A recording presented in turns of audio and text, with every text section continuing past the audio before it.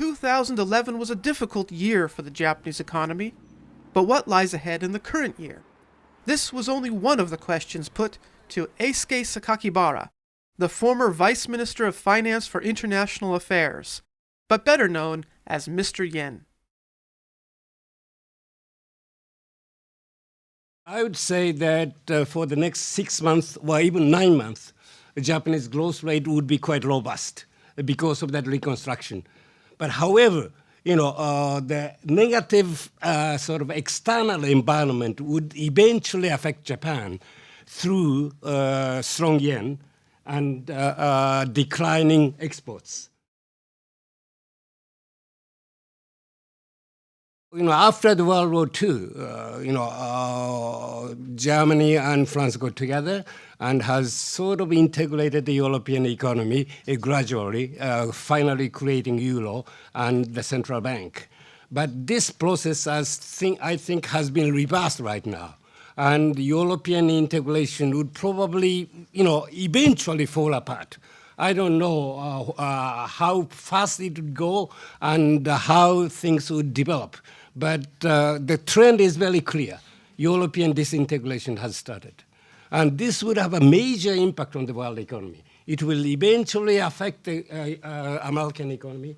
It will affect the Japanese economy. It has already affected the emerging economies. Chinese and Indian economy has slowed down quite substantially. So that what I'm expecting is a worldwide recession. I might even call that depression.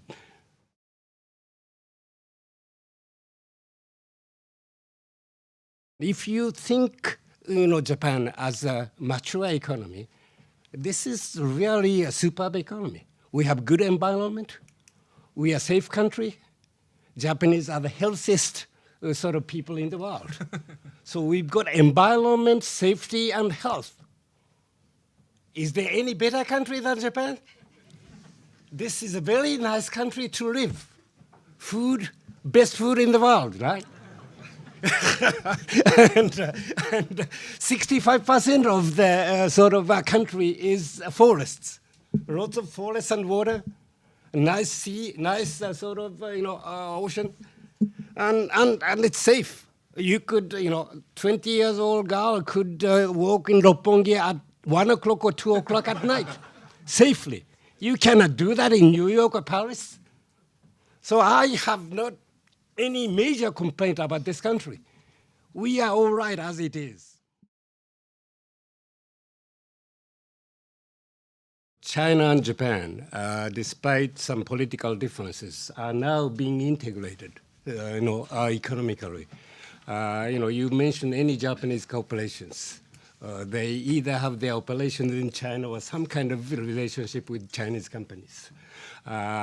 Intra-regional trade in East Asia, that is Japan, China, Korea, and 10 ASEAN countries, has now reached 60%.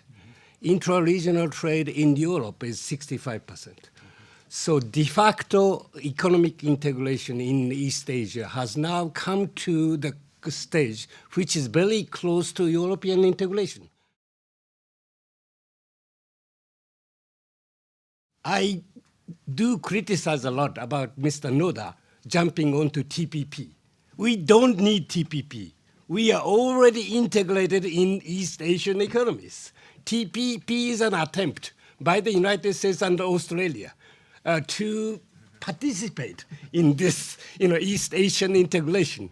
We are in it already. Yes, we are the ally of the United States. And in many of the issues, we have gone along with the United States. But on this particular issue, I don't think we have to follow the US lead.